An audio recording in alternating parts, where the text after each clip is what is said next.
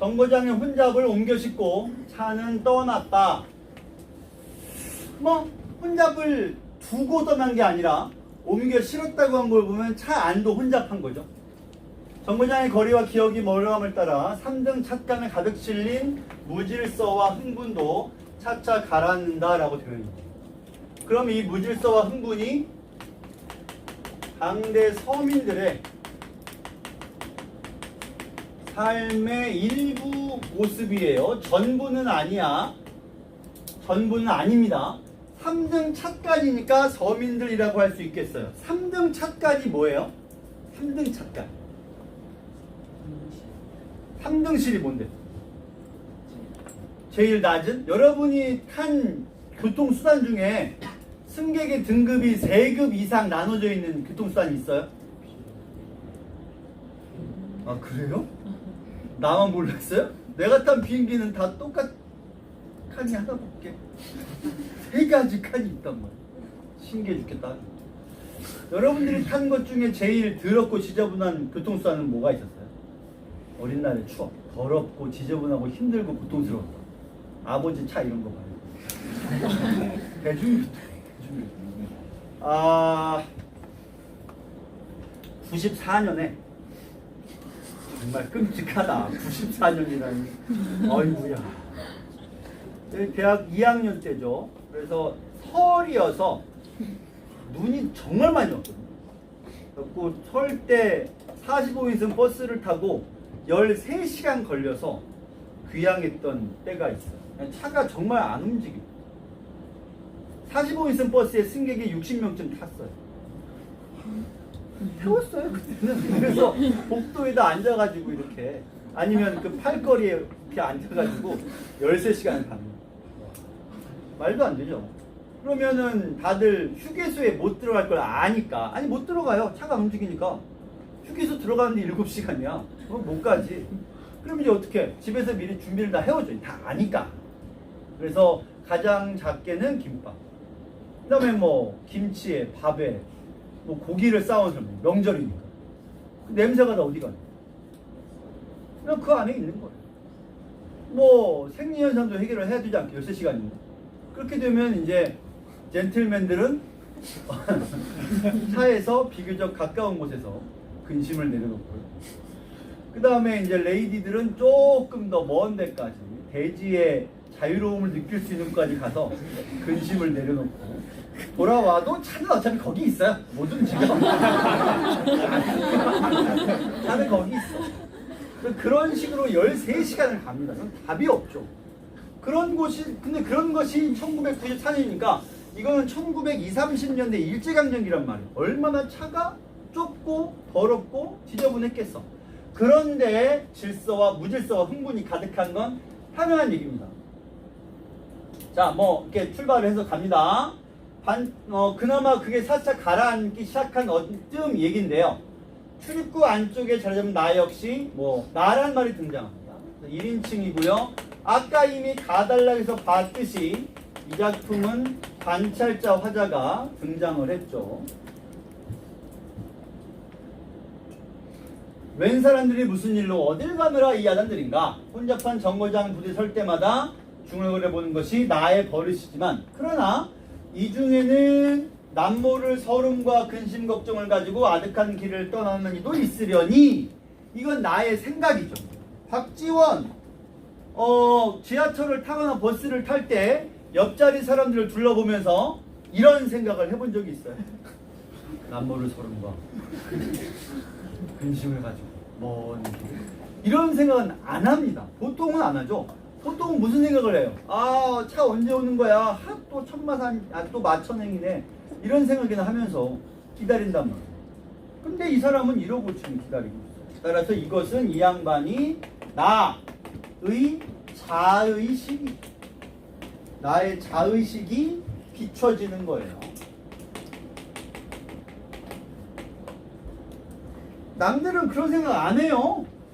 그냥 차 탔으니까 빨리 가고 싶다는 생각을 하겠지 뭘.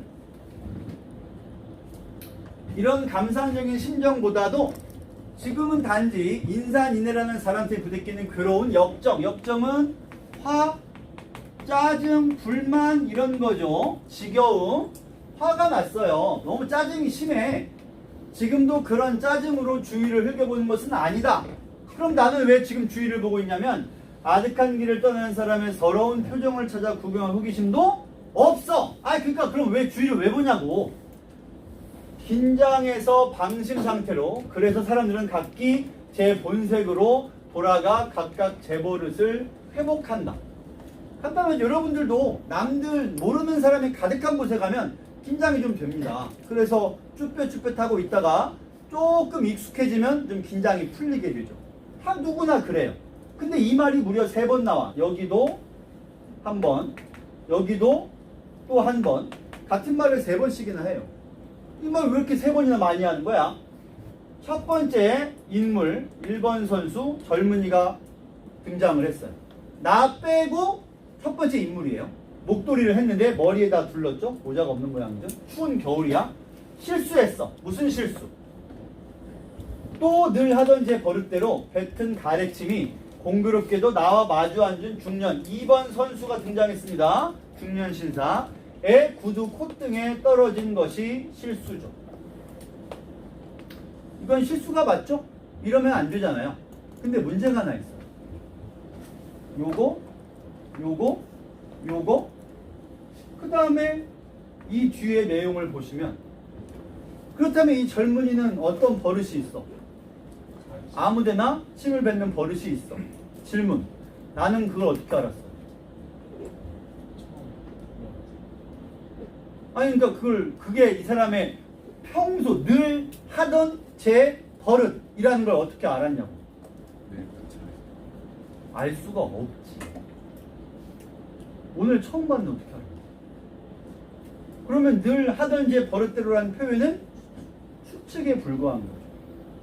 다시 말해 이것도 자의식이 너무 넘치는 사람이다 보니까 주변을 보고서 저 사람은 이런 사람, 저 사람은 저런 사람이라고 지가 판단을 내려버리고 그냥 침 한 번 뱉었는데 에이 쟤는 저게 버릇이구만 이라고 평가를 내려버리는 거예요. 이 작품은 끝까지 처음부터 끝까지 자의식 과잉이 보여. 계속해서. 좀 이따 가장 자의식이 넘치는 장면을 우리가 프린트로 볼 거야. 일단은 이런 데서 이웃에 대한, 옆에 있는 사람에 대한 추측이 보인다.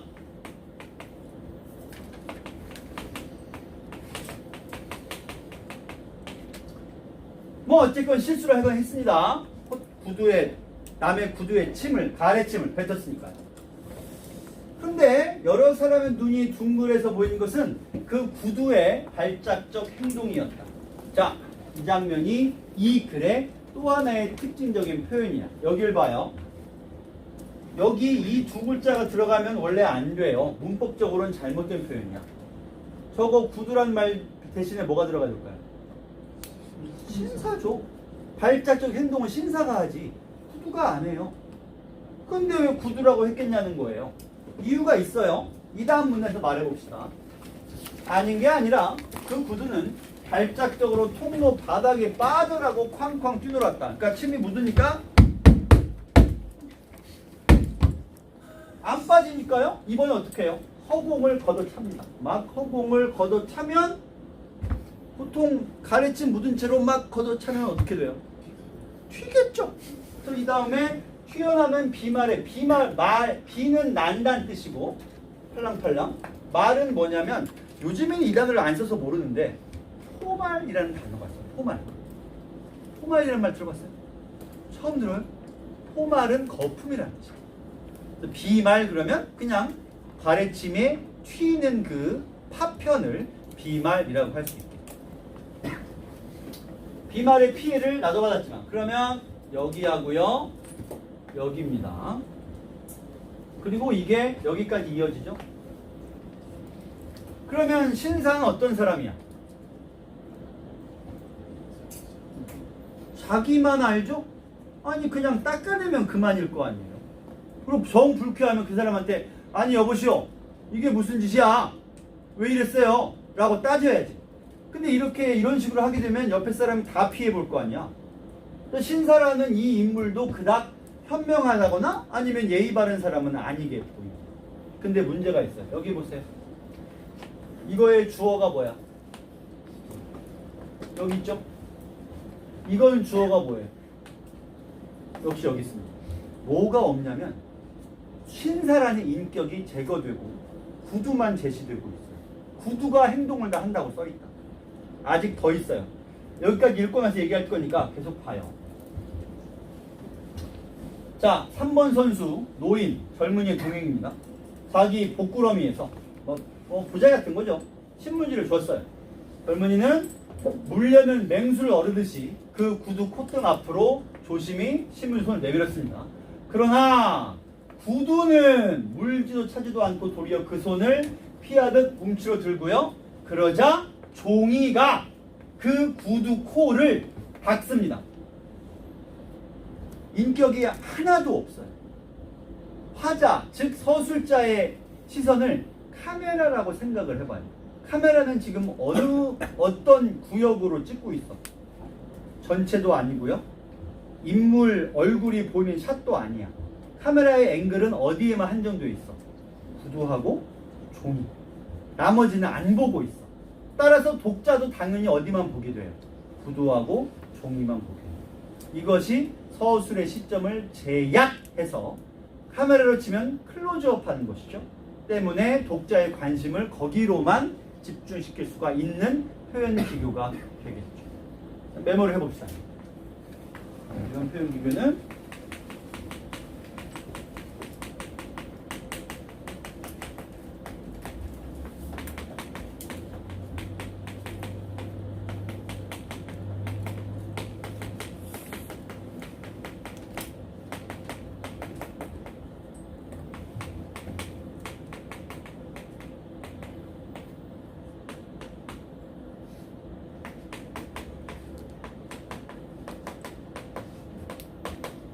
클로즈업 효과죠. 연극이나 영화로 말하자면요. 그 다음에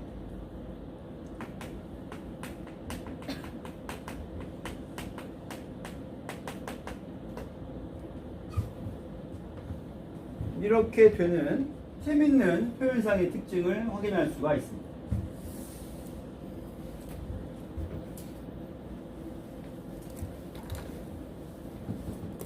주위 사람들은 그 구두가 그렇게만 야단할 때보다 의외라는 듯 종이 무더기를 봅니다.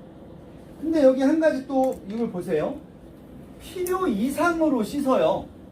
너무 많이 닦아 구두를. 충분히 됐는데 더 닦아요. 그 젊은이가 기껏 미안해 하라고 일부러 그런 것 같아요. 그러니까 대놓고 말을 못하고 아니 이봐요. 그래 내가 미안하긴 미안한 건데 아무리 그렇다고 이렇게 행동할 것까지야 있어? 그 사람이 그래? 민망하게? 그 다음에 여기 보면 구두가 더러워서라기보다 더러운 사람의 거심으로 더 그런다는 듯도 하다. 이렇게 됩니다. 질문. 신사가 이렇게 말했어요? 아니면 젊은이가 이렇게 말했어요? 그럼 이거 누가 말하는 거예요? 100% 서술자의 추측일 뿐. 내가 아까 뭐라 그랬지? 나의 자의식이 굉장히 강하다 그랬죠. 이것도 나의 추측에 불과한. 그래서 여기도 서술자의 추측일 뿐.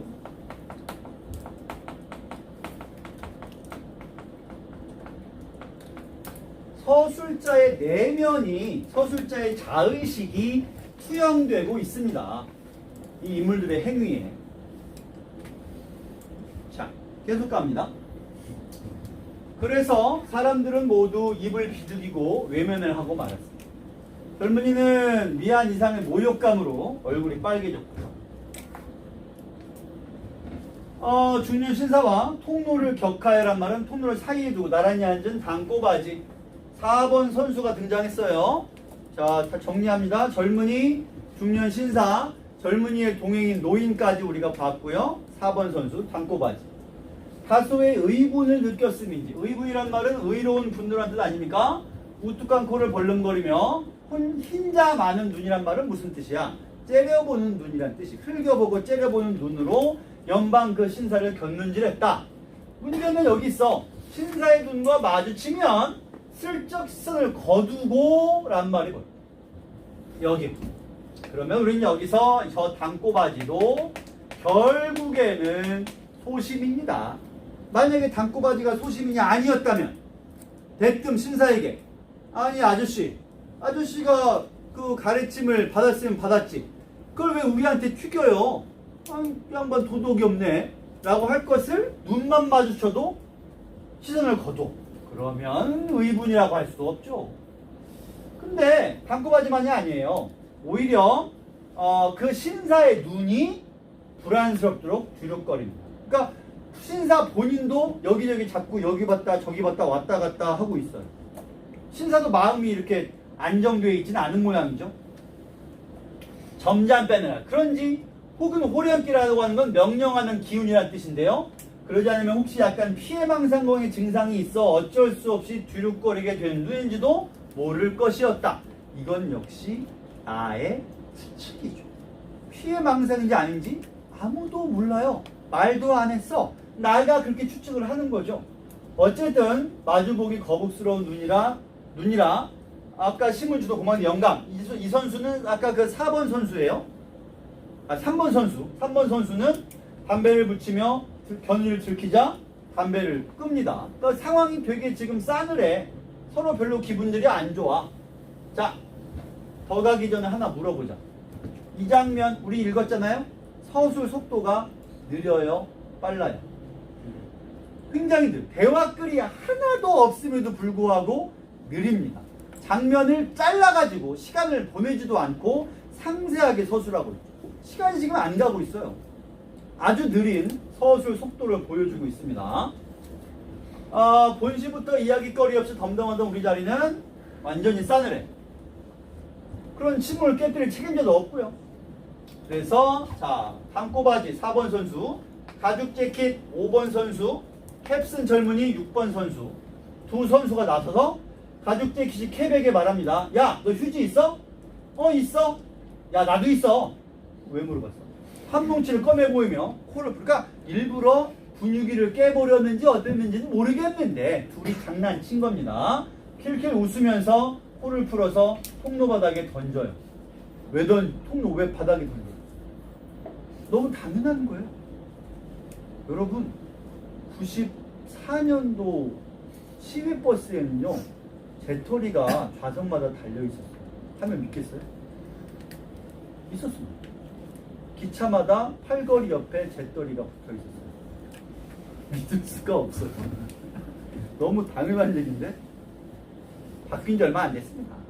이렇게 문화가 좀 흡연을 포함해서 뭐랄까 공중도덕을 지켜야 된다라는 식으로 얘기는 많이 해왔지만 실제 지금만큼의 공중도덕을 지키게 된 시기가 그렇게 오래 안 됐어요. 그리고 지금도 생각해보면 우리가 여기 옆에 휴지 던지진 않지만 길거리 걸어가다 보면 쓰레기 쌓인 데가 심심찮게 보이죠. 특히 아침에는 많이 있잖아요.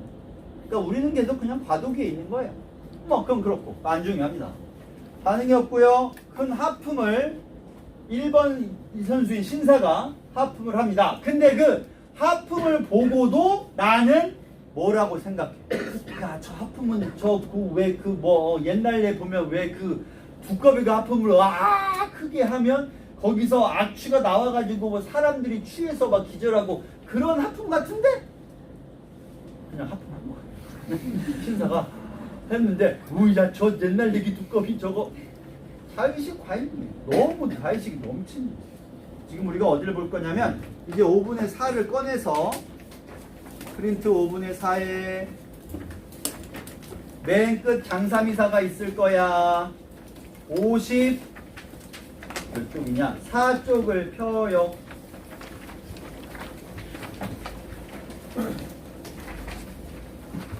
폈냐? 5분의 4예요. 그러면 앞부분에서 일단 신사가 내립니다. 그리고 신사랑 교대에서 젊은이가 탔어요. 신사의 아들이야. 나중에 나옵니다만. 그래서 젊은이가 타자마자 뭐부터 해? 여자를 때립니다. 그것도 있는 힘껏 때리죠. 기억 옆에 써 있잖아요. 한 대도 아니에요. 2대, 3대 계속 때려. 여자는 또 맞고 있어요. 무슨 관계야? 어떻게 된 거야? 뺨이 푸들푸들 격렬 이렇게 엄청 세게 때렸어. 니은 위로 2줄만 올라가 봐요. 여자의 눈은 뭐하고 있다? 웃고 있어요. 이건 또 어떻게 왜 웃어? 뭐야 이게? 자, 니은으로 갑니다. 나는 나를 잊어버리고 그런 여인의 얼굴을 바라볼 수밖에 없었다. 눈엔 눈물이 가득하고요. 자, 페이지를 넘겨서 여자가 어딘가 가려고 일어섭니다. 젊은이가 어디가? 소리를 지르죠? 화장실로 가는 거 봐요. 그래서 화장실로 갔어요. 기차니까 있겠죠. 자, 그 다음에 이제 여러분들 각자 A를 속으로 읽어봐요. A. 나의 내면 심리.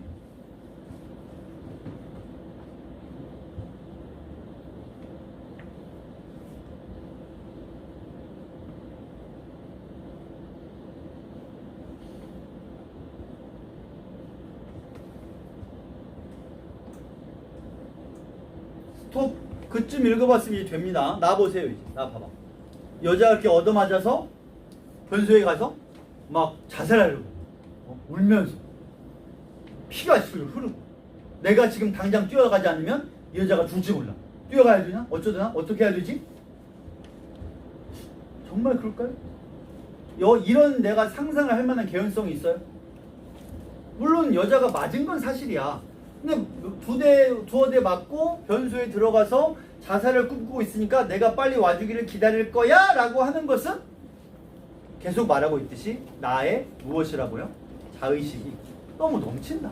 자의식 과잉. 그럼 실제로 여자는 나에게 어떻게 행동할까요? 자, 어디를 보냐면 오른쪽으로 가서요. 자, 맨 밑에서 한 15줄쯤 올라가면 이렇게 써 있습니다. 나의 악몽은 짧게 끊어지고 말았다. 여자가 사진으로 돌아왔다. 무사히 왔고 어느새 화장 고쳤던지 뺨에 손가락도 눈물로 흔적이 없어. 분이 희게 발려 있습니다. 화장실에서 화장을 묻힌 거죠. 당장이라도 직업의식적인 추파로 내게 호의를 표할 듯 또한 눈이었다. 직업의식이란 말이 보입니다. 그죠? 그리고 맨 밑에 한 줄만 읽어보자. 이런 여인의 말에 나는 웬 까닭인지 껄껄 웃어보고 싶은 충동을 겨우 억제했다. 자, 나 보세요. 여기 설명합니다. 첫 번째, 어차피 앞에 나오니까 신사는 포주예요. 포주. 창녀들을 억지로 잡아서 성매매를 시키는 업자인 거죠. 그리고 이 여자는 창녀고요. 도망쳤던 창녀를 붙잡아서 지금 다시 데려가고 있습니다. 그리고 내가 탔을 때 주변 사람들이 몰라서 그랬지 여자도 같이 타 있었어. 너무 옆에 있어가지고 잘 모른 채로 있었던 것 뿐입니다. 그리고 여자를 이 젊은이랑 교대하고 젊은이 올라타서 여자가 도망친 게 화가 나가지고 때린 거죠. 그런데 문제는 이 여자의 반응이 날 보고 직업의식적인 추파를 던질 듯 웃으려는 눈이었다란 말에서 보이듯이 이 여성은 물론 사람이 맞은 건 큰일이지. 근데 이 여자에게는 이게 그렇게 드문 일이 아닌 거예요. 우리가 성매매와 관련되어서 뭐 잘 모르기도 하지만 이렇게 어떤 폭력과 강압 같은 게 있으리라고 생각들을 한단 말이죠. 그러니까 이 여성에게는 그게 드문 일이 아니고 오히려 나를 보고서는 직업의식으로서 나한테 추파나 호의를 띤 웃음을 보여줄 것 같은 그런 눈인 걸 깨닫고 나는 껄껄 웃고 싶은 충동을 느껴요. 왜냐면 내가 아까 여러분이 읽었던 그 A의 생각들 있죠? 그게 다 모임을 깨달은 거예요. 망상이구나. 깨달은 거죠. 그런 자기 자신이 너무 어이없어가지고 껄껄 웃으려는 충동을 느낍니다. 작품은 처음부터 끝까지 나아가 많은 자의식을 가지고 주변에서 일어나는 사건을 관찰하고 상상하고 관찰하고 상상하고 이게 반복되면서 끝까지 가요. 그러면서 이 당대 1920, 30년대 세태를 잘 반영하고 현실적으로 보여주고 있으면서 글이 전개가 됩니다. 한 군데만 더 볼게요. 앞에 53쪽을 좀 보세요.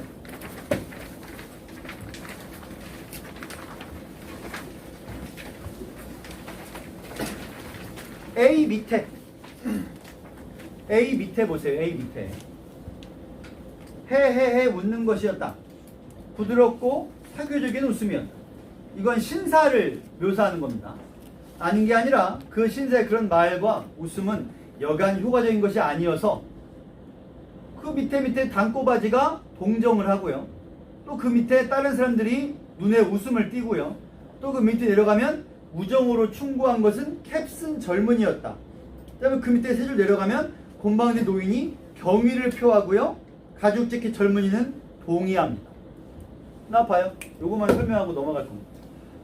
주변 사람들이 신사를 되게 미워하고 멀리했어요. 왜냐면 폭력을 행사하고, 물론 젊은이도 때렸지만 신사도 굉장히 예의가 없잖아. 근데 멀리하다가 이제는 오히려 친하게 지내려고 그래요. 왜? 첫 번째는 한정된 공간이니까. 이 공간을 벗어날 수가 없죠. 이 사람 너무 싫어. 그럼 시비를 걸고 내가 싫은 티를 낼 수 있는데, 근데 저놈이 또 나이보다 센 놈이야. 그러면 대충 얼버무리고 도망치면 돼요. 근데 여기는 그게 안 되죠. 기착간. 어떻게든 내리기 전까지는 별 문제 없이 가야 되니까 친한 척, 그런 척 할 수밖에 없죠. 그래서 이 대목에서 뭘 볼 수 있냐면 이들의 소시민성을 볼 수 있는 거예요. 정의나 예의보다 중요한 건 내가 피해를 보지 않는 거죠. 그러다 보니까 친하게 지내려고 합니다. 당대 서민들의 소시민성이 잘 드러나는 장면이라고 생각하면 됩니다. 이해되죠? 자, 됐습니다. 다음, 눈길.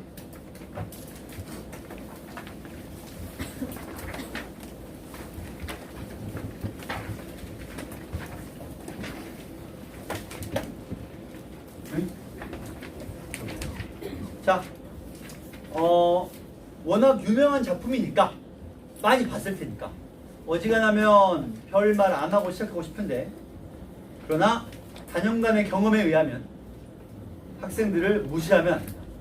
학생들을 함부로 속단했다가는 험한 꼴을 보게 됩니다.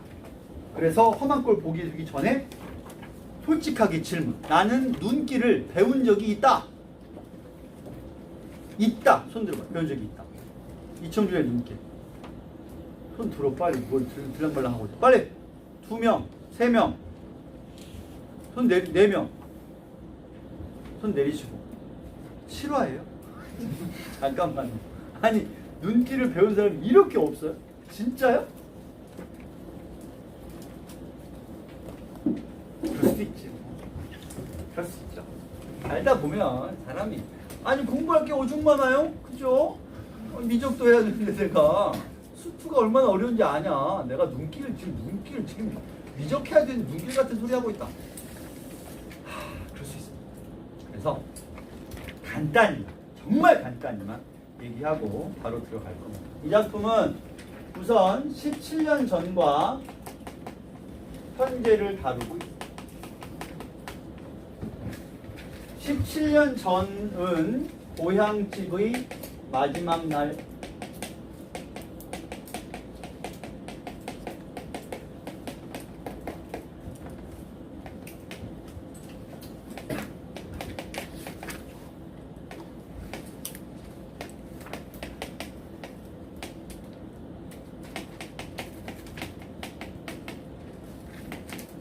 배경은 이렇게 됩니다. 두 군데고요. 고향집의 마지막 밤은 나와, 그러니까 고등학생인 나와, 그 다음에 노인. nên 노인이 아니죠. 노인이라고 할게요. 일단 노인이란 자기 엄마예요. 엄마를 노인이라고 부르는 거야. 엄마를 노인이라고 부르는 데서 대뜸 뭘 느낄 수가 있습니까?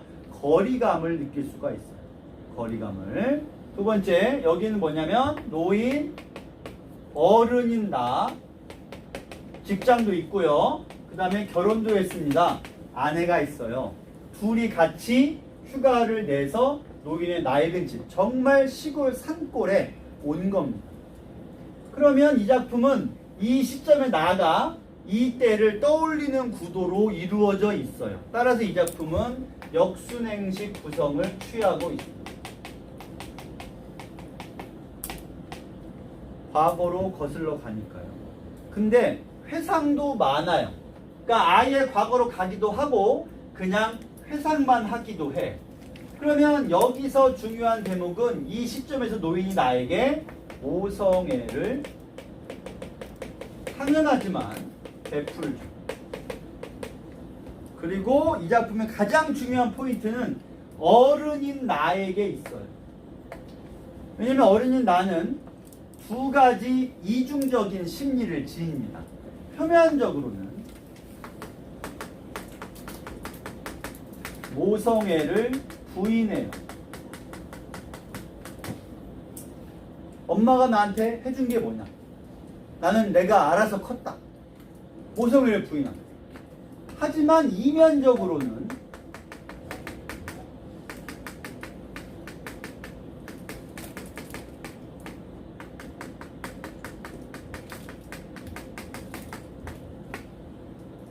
부채의식을 지니고 있어요. 부채가 뭐야? 빚이죠, 빚. 부채의식이란 내가 빚진 게 많아 라는 생각. 자, 그러면 나 봐요. 다시 말하지만 유명한 작품이니까 그냥 빨리 말하고 가는 겁니다. 시간이 없습니다. 나는 노인이 왜 이게 마지막 밤이냐면 그냥 망했어요. 집이 망해서 고향 뭐 땅이고 집이고 뭐 다 팔렸어. 근데 고향집에서 이제 그나마 마지막 하룻밤만 지나고 떠나는 거야. 근데 문제는 나는 학생이니까 기숙사로 가면 돼요. 근데 노인은 갈 데가 없어. 진짜 아예 방 한 칸이 없는 거야. 나는 차를 타고 그냥 왔어요. 그러면 만약에 내가 내 마음속에 있는 효심을 그대로 실현하려면, 즉 효를 실현하려면 어떻게 해주느냐? 일단 학교를 그만둬야죠. 그리고 모친 옆에 남아가지고 어떻게든 먹고 살 도리를 찾아야 돼요. 학교를 다니고 싶어? 그러면 학교가 있는 도시로 어머니랑 같이 가서 단칸방이라도 어떻게 세를 내가지고 낮에는 일하고 밤에는 공부하고 이렇게라도 해야 돼. 근데 나는 아무것도 안 하고 그저 모성애를 받기만 하고 갈 데 없는 노인을 그냥 둔 채로 도시로 왔단 말이에요. 또 공부하고 대학 나와서 직장에 취업을 했어요. 하지만 그러고 나서 과거에 노모를 외면했던 사실을 그냥 인정하고 이제라도 잘못일게요 하면 될 텐데 그게 잘 안 되는 거예요. 그래서 애써 부인합니다. 아니 말이야 다른 말로 노인이 뭐 나한테 해줬나? 내가 뭐 대학도 내 돈으로 알바해서 다녔고 직장도 내가 잘 했고 돈 벌어가지고 집도 내가 샀는데 노인한테 해준 게 뭐 있어? 없어. 됐어. 나는 내가 알아서 살고 뭐 명절 때 뭐 가서 뭐 선물 세트 가지고 와서 용돈 드리고 그럼 되는 거지 뭐 해줬다고 뭐. 이게 표면이에요. 그리고 마음 깊은 곳에는 부채의식이 강하게 남아있는 거지. 그때 그러면 안 되는 라는 생각입니다. 그 둘 사이에서 갈등하는 나와 노인은 그럼 어떨까요? 노인의 생각은 너무 단순해요. 한없는 모성애요. 노인은 나에게 너무 미안해합니다. 이유가 뭘까요? 말했잖아. 대학은 알바, 집은 지가 벌었어. 노인은 뭘 해주지 못했다는 생각만 가득한 거. 대학도 학비를 대줬어야 됐고 용돈 줬어야 됐고 집 사는데 보태줬어야 됐고 근데 못했어. 나는 엄마도 아니야. 너무 미안해. 이런 생각만 가득합니다. 그래서 나한테 뭐라고 못해. 그런 나는 또 노인에게 자꾸 툴툴대고 투덜댑니다. 이게 틀려있죠. 그리고 그런 둘을 매개하는 게 누굴까요? 하늘. 이 장면을 우리가 이제 읽을 거예요. 여기서 잘 봐요. 여기서 여기로 이동을 어떻게 하느냐? 이게 이 작품의 마지막 포인트. 여기인데 끝까지 이거에다가 마지막에 여기로 가. 이걸 인정하겠다. 어떻게 인정하느냐가 포인트입니다. 자, 앞으로 갔어요.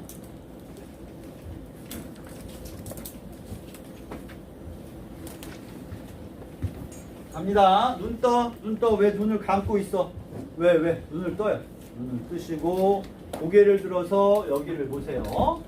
그날 밤이 바로 17년 전 그날 밤입니다.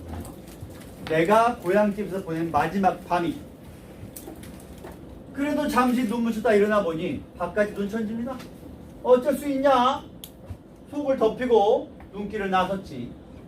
나는 다시 정신이 번쩍 들고 막 1인칭 주인공 시점이에요. 나와 노인이 둘 다 주인공입니다. 노인이 마침내 그날 밤 이야기를 아내에게 가닥가닥 나 말고요. 아내입니다. 그날 밤은 17년 전 그날 밤을 말하고요. 처지가 떳떳했으면 날 좀 밝은 다음에 길을 나설 수 있었으련만 그땐 어찌도 그리 처지가 부끄럽고 저주스럽기만 했던지. 왜요? 왜 처지가 부끄럽고 저주스러워요?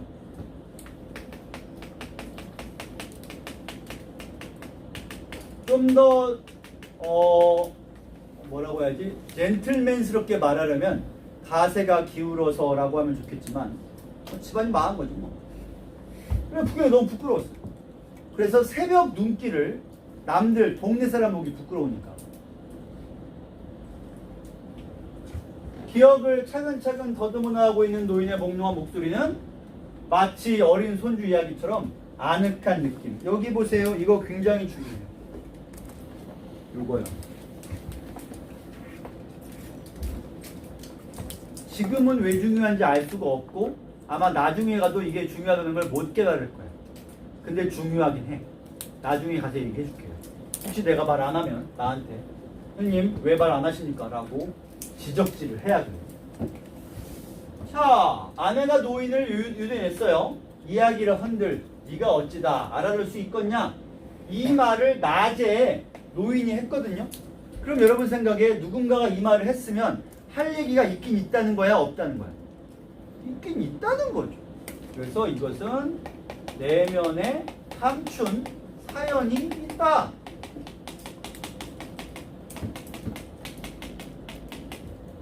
이런 말 듣고서 무슨 얘긴데요? 라고 안 물어주면 그게 또 결례인 거잖아요. 나로서는 잘 이해하기 힘들지만 그날 밤 아내에겐 한 번도 들려준 일이 없는 그날 새벽에 서글픈 동행을 나 자신도 한사코 기억에 피하는 저편으로 사라져가 주길 바라오던 그 새벽의 눈길. 포인트는 이거죠.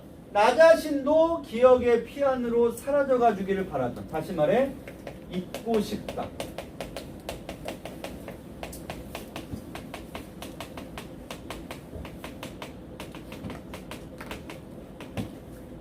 이 맥락을 방금 얘기했습니다. 나라는 인물은 부정하고 싶어하는 무언가가 있어요. 그렇기 때문에 이렇게 생각하는 거예요.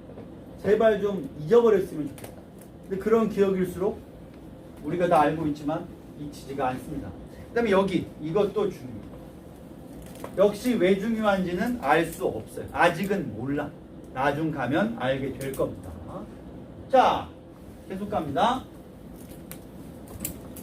노인이 묵은 빗문서 들추듯 되씹고 있어요. 그 다음 날은 어둡고 산길은 험하고 미끄러지고 넘어지면서도 사부까지는 어떻게 시간대와 갈 수가 있었구나.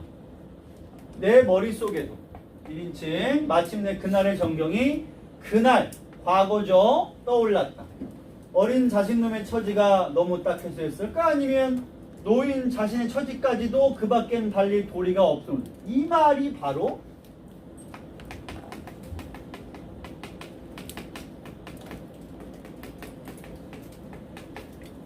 집이 없어요.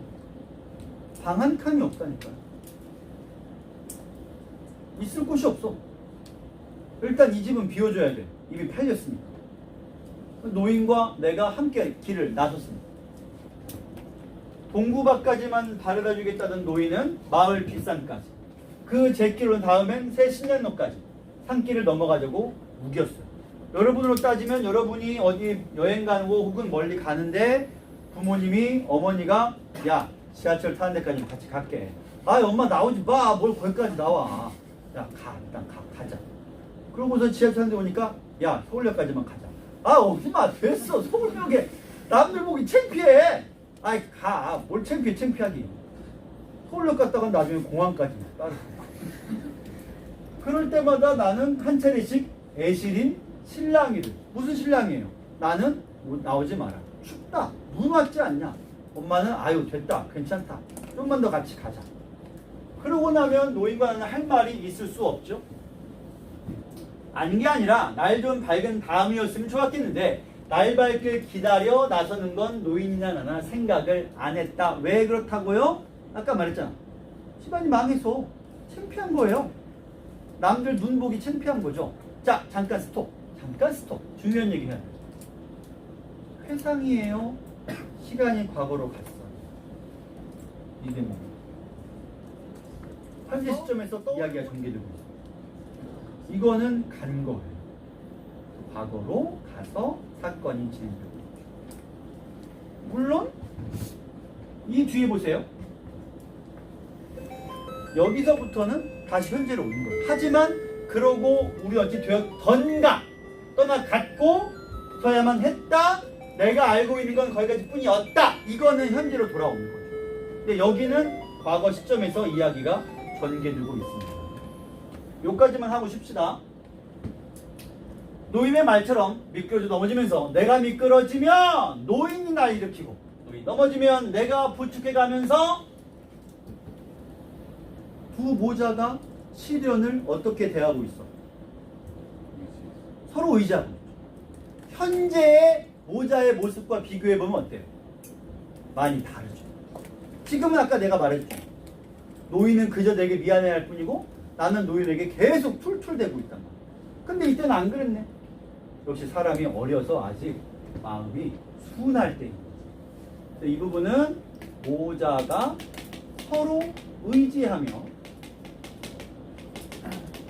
시련을 극복하고 있습니다. 하지만 극복엔 실패했죠. 결과적으로는 실패했습니다만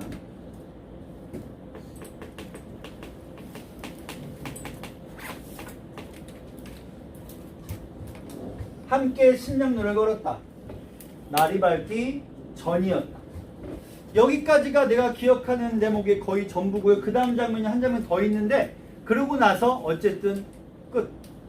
나는 기억이 없어. 근데 노인은 내가 모르는 뭔가를 더 겪은 거지. 그 얘기가 나올 거예요. 자, 그러면 갑시다.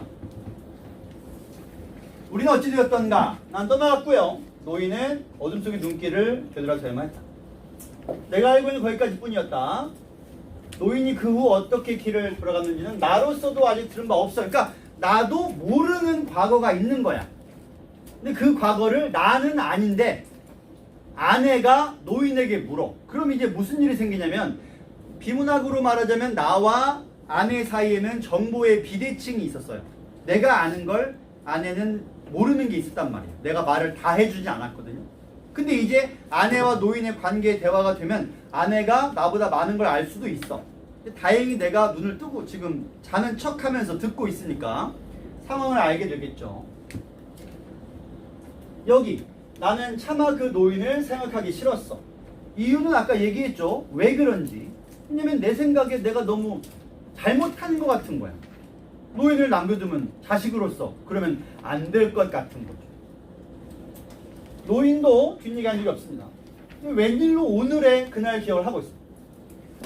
어떻게 잔뜩거리 들어서서 차부가 보일 만한 데까지 가니 그때 마침 차가 그러니까 이 장면은 어떤 장면이에요? 다시 현재로 돌아와서 현재에서의 어떤 일이 벌어졌는지를 노인이 말해주는 큰 따옴표가 보이고 있죠. 대화가 이루어지니까 굉장히 생생하고 사실적이에요.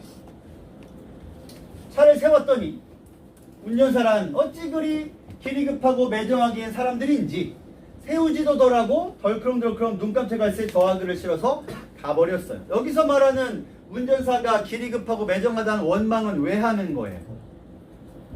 자식이랑 마지막 인사할 시간도 안 주고 그냥 가버린 거죠. 뭐 운전사야 그런 거 신경 안 쓰죠. 이건 마치 뭐와 같아요? 서경별곡에서 뱃사공의 역할과도 같죠.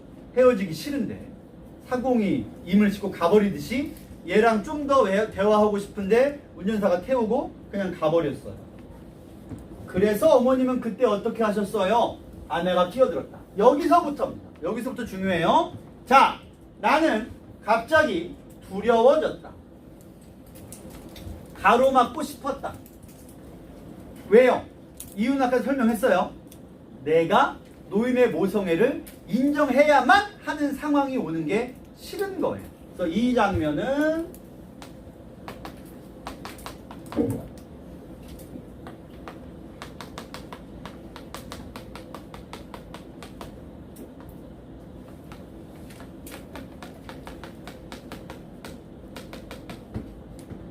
이런 거죠. 근데 문제는 그 뒤에 더 중요한 게 나와요. 나는 이미 그럴 수가 없었다. 왜요? 일어나면 되잖아. 일어나가지고 내가 그냥 아유 뭐 이렇게 밤을 못 자겠어요. 그냥 빨리 주무시죠. 라고 말만 해도 노인은 절대 이야기를 더 할 사람이 아니야. 왜냐면 노인은 나한테 계속 뭐 한다 그랬어요? 미안해한다 그랬어요. 그래서 내가 안 자는 티만 내도 노인은 그냥 어이구 그래 미안 아이고 내가 너무 시끄러웠지. 노인의 주책이다. 빨리 자자 하고 말 거야. 근데 나는 안 그래요. 사지가 말을 들지 않습니다. 온몸이 무겁게 가라앉고 있었고요. 움직일 수 없고요. 여기죠. 쓰임 표현법은 역설법입니다. 달콤한 슬픔 같은 건 없어요. 그런 건 존재할 수가 없어. 그런데 왜 나는 이런 걸 느꼈다고 했을까요? 여기서 말하는 슬픔과 피곤기는 뭘 가리키느냐? 그동안 모성애를 부인하느라 느낀 감정이죠. 슬프고 피곤해요. 왜냐면 이거는 인지상정이 아니거든. 어머니가 내가 나를 너무 사랑했는데도 불구하고 내가 억지로 그걸 부인해왔단 말이야. 안 그런 것 같이. 그래서 피곤했어요. 그럼 이제 달콤하다는 건 왜 달콤한 거예요?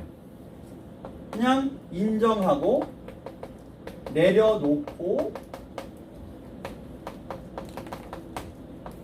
이런 의미에서의 모성애를 인정하는 마음의 짐을 다 내려놓는 의미에서의 달콤함이 되겠습니다. 자, 그러면 아까 우리가 앞부분에서 내가 아늑함 같은 것이란 부분에 중요하다고 표시를 했죠? 그 아늑함이 어디 있는 거예요? 여기에 있는 거예요. 무엇과 반대예요? 그 아늑함이. 아늑함과의 반대.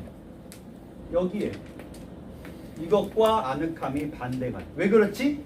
나는 노인의 말을 억지로 막았어. 여기 안 나와있지만 낮에도 노인이 뭐라고 말하고 하는 걸 내가 노인의 시야로 들어가서 뭐 이렇게 말이 오늘 이렇게 말씀이 많으세요? 이런 말도 안 했어요. 그냥 시야로 나타났을 뿐인데 노인이 어이구 그래 점심 먹자 하고 말을 끊었어. 따라서 나는 노인의 말을 듣기가 두려운 거예요. 그래서 지금도 그냥 일어나면 그만인데 아까 나왔던 게 뭐였냐면 노인이 이런 과거 말을 하려고 하는데 내가 거기서 부담을 느낀 게 아니라 아늑함을 느꼈다 그랬어요. 그거는 일종의 예고이고 복선인 거죠. 이런 일이 벌어졌을 때 내 감정이 이쪽으로 가리라는 걸 말해주는 거야. 만약에 정말 내가 낮에처럼 행동할 거였다면 아늑함이 아니라 화들짝 놀라가지고 일어난 다음에 말을 못하게 했어요. 아무 말도 못하게 하고 우리 빨리 잡시다. 왜 이렇게 밤이 됐는데 시끄러워요. 빨리 자자. 이렇게 말을 했어요. 근데 난 이제 마음에 어느 정도 한계를 넘은 거야. 이제는 내가 모성애를 인정해야겠다 싶은 거지. 아늑함을 느꼈고 여기서도 달콤함과 달콤함을 느끼고 있어. 이 감정이 남아있긴 하지만 이 감정이 끝났어. 이 감정은 끝난 감정이야. 조금만 남아있다가 끝났고 이제 이 감정으로 가요. 그리고 이제 이 다음으로 내려가 봅시다. 어둠 속에 찻길 바라보고 서 있을 수밖에야. 노인은 차분하고 아득한 음성으로 그날의 기억을 더듬어 나. 요 가운데가 내가 준이 아니죠. 줄 프린트예요. 이 중략된 부분이 다 있습니다만 워낙 유명한 대목이에요. 노인이 돌아오면서 나랑 둘이 이렇게 걸어갔잖아. 그럼 눈길에 발자국이 몇 개 나 있겠어요? 2줄 나 있겠죠? 4개 그러니까 2줄. 그럼 노인이 이렇게 그 발자국이 자기 옆에 남아 있는 거예요. 너무 마음이 아프겠죠? 그래서 자기 발자국 말고 아들의 발자국만 이렇게 뒤집어 가면서 뭐 눈길을 혼자 돌아오는 거예요. 그러면서 마음속에 못난 애를 만나서 너무 고생이 많다. 너라도 부디 행복해라. 되새기면서 울면서 돌아왔다는 내용이 중간에 이어집니다. 그러고 마누라는 울어. 아내는 너무 막 울어요. 마음이 아픈 거죠. 나를 깨워. 그러나 나는 어떻게 해요? 이렇게. 이때 뜨거운 것은 뭐겠어요? 눈물이겠죠. 숨기기 위해 눈꺼풀을 꾹꾹 눌러 참으면서 억지로. 창피하니까. 사나가 울면 안 되지. 창피하니까. 굳이 참고 있습니다. 오히려 노인뿐이었다. 가만 두거라. 아침길 나속이 피울 것인데 뭐더러 그러냐 하고 아내를 말려요. 그러고서는 그러나 노인이라고 과연 모르겠느냐. 사람이 늙으면 모르는 게 좀 덜해지죠. 특히 눈치가 빨라지죠. 노인은 아마 알고 있을 텐데 어쨌든 여기서 이것이 뭐예요? 내적 갈등의 해소인 거죠. 모성애를 인정할 수밖에 없는 거예요. 남은 이야기를 끝맺습니다. 남은 이야기 우리도 끝맺어 봅시다. 그런데 이것만은 네가 좀 잘못한 것 같구나. 그때 내가 뒷산에서 동네를 바로 들어가지 못하고 있었던 것은 그건 내가 갈 데 없어 그랬던 건 아니란다. 여기서 명확하게 내가 여러분에게는 얘기를 해줬지만 말을 안 해줬어도 여기 근거가 있어요. 집이 없다고. 거처가 없어요. 근데 그랬던 건 아니야. 왜냐면 그때라고 누구네 문간방 한 칸이라도 깃들일 데가 없었겠냐. 그러니까 내가 그냥 남의 집에 방 한 칸 빌리는 건 인정들이 다 있으니까 가능은 했어. 갈 곳은 있어. 근데 왜 안 들어가 있어요? 갈 데가 없어서가 아니라 아침 햇살이 활짝 퍼져들어 있는 우리 집 지붕도 햇살 때문에 볼 수가 없고요. 동네에선 아침 짓는 연기가 한참입니다. 그렇게 시린 눈으로 햇살이 부끄러워서 동네 골목을 들어갈 수가 있더냐? 그놈의 맑은 햇살이 부끄러워서 그럴 엄두가 안 납니다. 그 다음에 요게 가장 중요합니다. 이렇게 다 이어져요. 자, 질문. 어떤 집에 지금 말고요. 한 30년, 40년 전에 어떤 집에 아침 식사나 저녁 식사 시간이 됐어요. 그 집 굴뚝에 연기가 오르고 있습니다. 무슨 뜻이에요? 밥을 하고 있어요. 그럼 밥을 하는 건 보통 누구예요? 차별적인 인식을 벗어납시다. 아버지일 수도 있지. 그렇지 않냐? 그 집에서 밥을 하고 있는 사람은 그 집 식구들의 생계를 책임지는 사람입니다. 그러면 다시 말해서 어떤 집에 아침이나 저녁에 연기가 올라오고 있다는 것은 그 집에 식구들의 생계를 책임지는 사람이 있으며 식구들을 돌보고 있다라는 뜻이 돼요.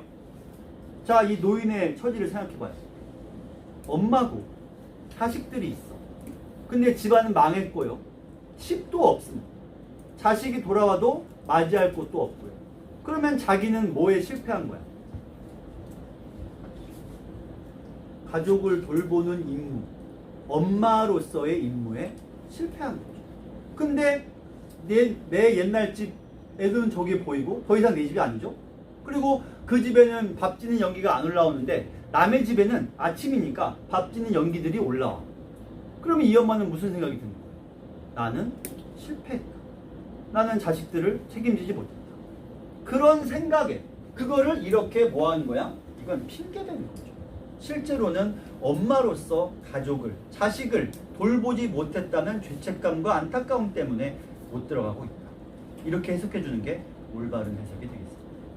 이 대목, 특히 여기를 본다면 요걸 가지고 봐야 돼요.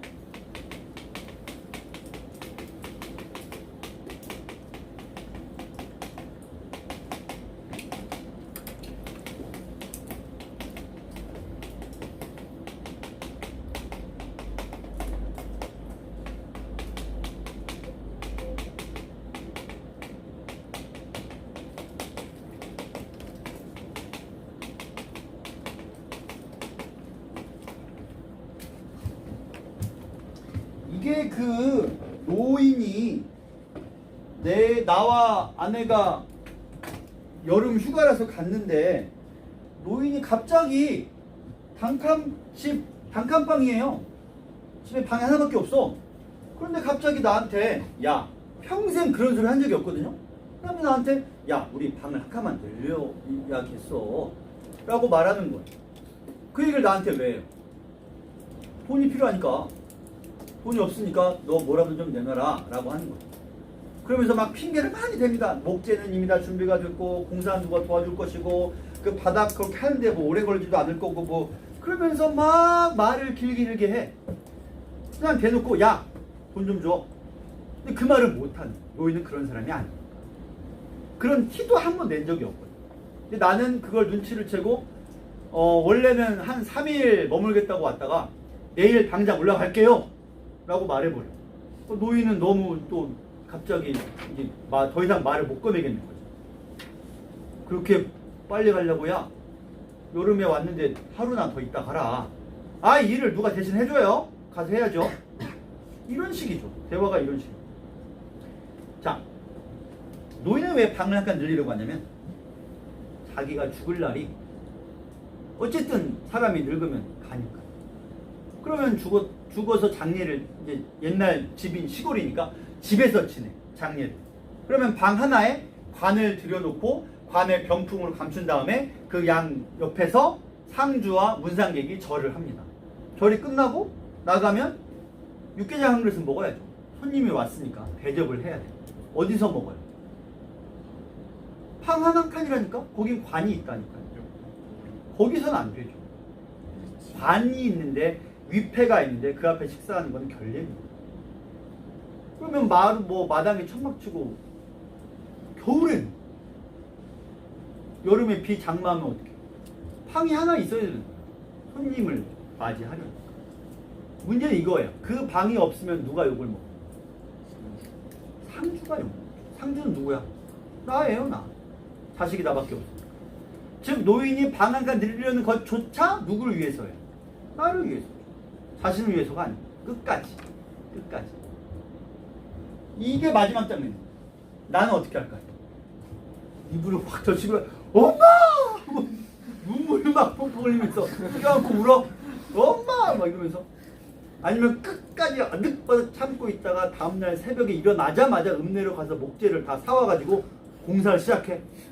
아니면 아침에 엄마! 빨리 짐 챙겨요. 하고 막 엄마 차에 모시고 이제 서울로 가서 엄마랑 같이 살아? 모르겠습니다. 열린 결말인 거예요. 여기서 끝나니까. 알 수가 없죠. 이 작품은 열린 결말을 택하고 있어요. 나가 어떻게 반응할지는 끝까지 나오지 않습니다. 흥미로운 작품이죠. 자, 이걸 안 배우고 있었다는 게 이 사람들, 아니 이 양반들 그동안 뭘 배운 거요? 이런 것도 안 배우고. 자, 다음 별을 굽다로 갈 겁니다. 가달락은 안 할 거고요. 추일 서정은 할 필요가 없죠. 그래서 바로 별을 굽다로 가겠습니다. 갈복의 마지막 작품으로 갑니다.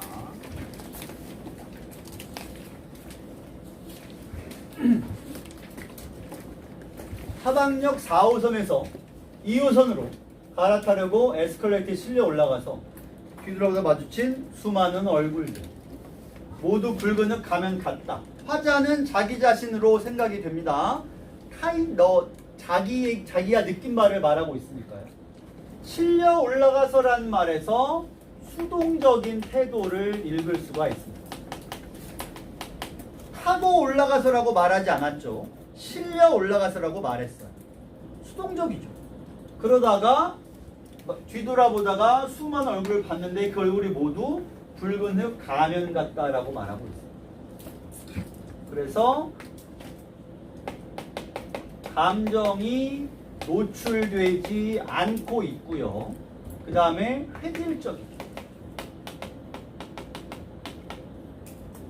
이것이 처음에 느낀 나의 생각입니다. 물론 이 느낌은 달라져. 이 시는 도입부와 종결부에서 화자의 정서가 무척 다릅니다. 주의 많이 해야 돼요. 처음에는 이렇게 느낀 거예요. 얼마나 많은 불가마들이 저 얼굴들을 구워냈을까. 가면이라고 생각하니까요. 흙가면이니까. 무표정한 저 얼굴. 무표정하다는 말이 바로 이 내용과도 연결되는 거죠. 이렇게요. 어디에 아침마다 두 눈을 번쩍 뜨게 하는 힘이 숨어 있을까요? 겉으로는 안 보이니까. 하지만 그 속에는 이게 숨어 있다는 거예요. 밖에서는 기척도 없는 이 깊은 땅 속을 밀물져 가게 하는 힘이 역시 숨어 있어요.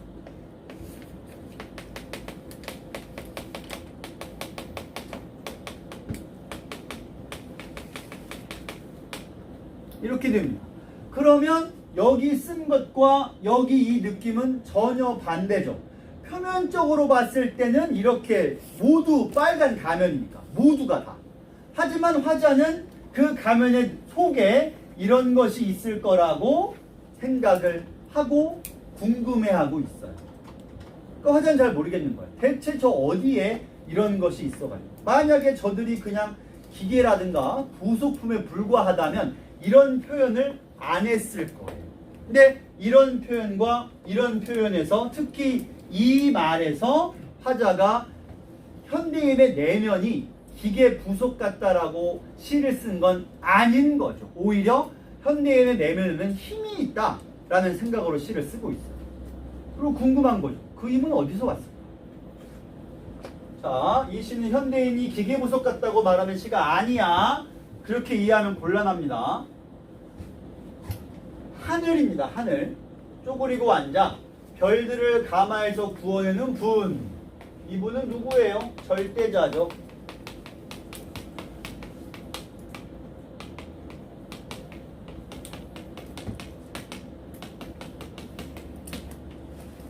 현실적이지 않습니다. 현실적인 분이 아니에요. 이 존재는. 그분이 점지하는 운명의 별빛, 지상에 내리겠지만 물이 쏟아진 듯 몰려가는 땅속은 너무나 깊어. 그러면 이렇게 공간의 대조가 보입니다. 그 다음에 이 땅 속의 이미지가 이 말이 두 번 나와요. 물이 쏟아진 듯 몰려가다라는 표현. 1년에도 밀물져 가다란 말이 있었죠. 또 몰려가다란 말이 보입니다. 그러니까 화자는 이 속에, 이 땅속 깊은 곳에 뭔가가 역동적으로 움직이고 있다는 말을 하고 싶은 거예요. 밀물져 가다, 물 밀려 가다, 여긴 또 몰려가다. 움직임의 이미지가 땅 아래에 있어요. 땅 아래에. 그 별빛 여기까지 닿기나 할는지 닿을 거라는 거야? 모르겠다는 거야. 모르겠다. 여기선 의구심입니다.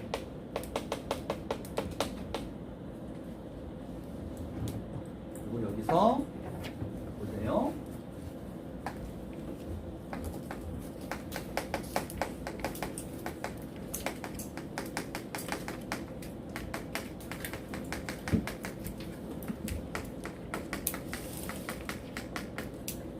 운명론을 부인해요. 누군가가 여기서 우리란 현대인이죠. 우리를 만들고 우리의 운명을 점지할지는 모르겠지만 그 존재가 점지한 운명이 여기 현대인들에게 과연 닿긴 하겠냐? 아닐걸? 이라는 거죠. 그렇지 못할 거야. 그러면 현대인들은 어떻게 움직이고 뭐에 의해서 움직이는 거야? 대체 현대인들을 움직이게 하는 게 뭐야? 수많은 저 사람들 몸속마다에는 밖에서는 볼 수 없는, 자, 시작됩니다. 뜨거움이 일렁거려. 역동적인 심상이죠? 앞서 말했지만 땅 밑에서 동적인 심상이 계속 있어요. 물 밀려가다, 몰려가다, 일렁거리다. 역동적이죠. 상승적이고. 저마다 진흙으로 돌아가려는 몸. 이건 유한성입니다. 사람은 유한하죠. 당신들도 나도 언젠가는 가게 되어 있습니다.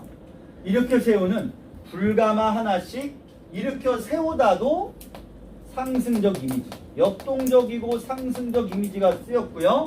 불가마 하나씩 깃들어 있나 보다. 그럼 불가마가 뭘 말해? 각자의 삶의 원동력, 힘의 근원, 같은 말이긴 한데 각자의 삶의 원동력이자 힘의 근원이 어디 있어? 자, 이거는 빨리 답을 줘야 돼요. 이게 제일 중요해. 각자의 삶의 원동력과 힘의 근원이 어디 있다고? 누구의 몸속? 각자의 몸. 이게 제일 중요한. 이 시의 가장 중요한 주제가 여기 있어요. 각자의 삶의 원동력은 어디 있다? 각자에게. 그 사람 내면에. 요게 주제. 이게 주제. 어디 누군가의 운명으로 점지된 것도 아니고 남들이 하라고 하니까 하는 그런 삶도 아니고 각자의 내면이. 그럼 이 시에 도입부에 무슨 말이 있었지? 실려 올라가서. 이건 수동적이었잖아요.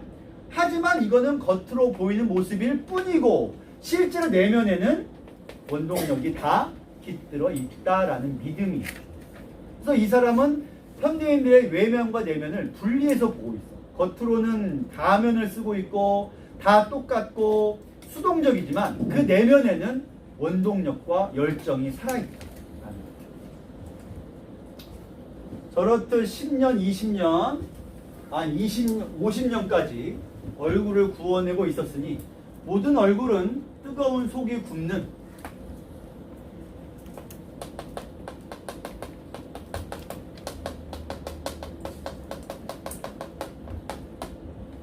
붉은 흑 가면인가 보다.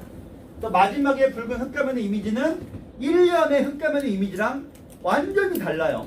또 마지막 연의 이 B로 보이는 붉은 흑 가면의 이미지는 지극히 생명력이 넘치는 강한 의지를 가진 이미지, 의지가 강한 이미지로 해석을 해야 됩니다. 자, 갈래복합이 끝났습니다.